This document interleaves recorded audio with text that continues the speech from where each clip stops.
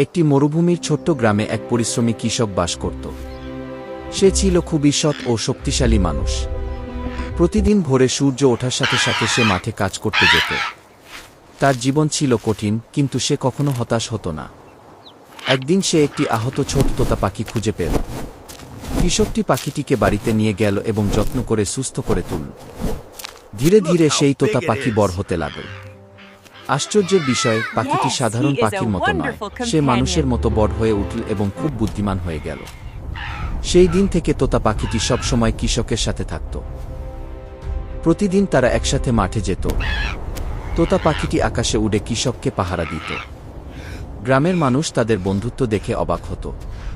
সবাই বলতো, এমন বন্ধন খুবই বিরলকে। একদিন হঠাৎ মরুভূমিতে ভয়ঙ্কর ঝড় শুরু হলো। আকাশ কালো হয়ে গেল, বাতাসে বালু উঠতে লাগল। কৃষক মাঠে আটকে পড়ল। সে পথ হারিয়ে ফেলল এবং খুব ভয় পেয়ে গেল। ঠিক তখনই তার বিশ্বস্ত তোতা পাখি ঝড়ের মধ্যে সাহস করে উড়ে এল। সে কৃষকের সামনে এসে তাকে পথ দেখাতে লাগল। প্রচণ্ড ঝড়ের মধ্যেও পাখিটি হার মানেনি।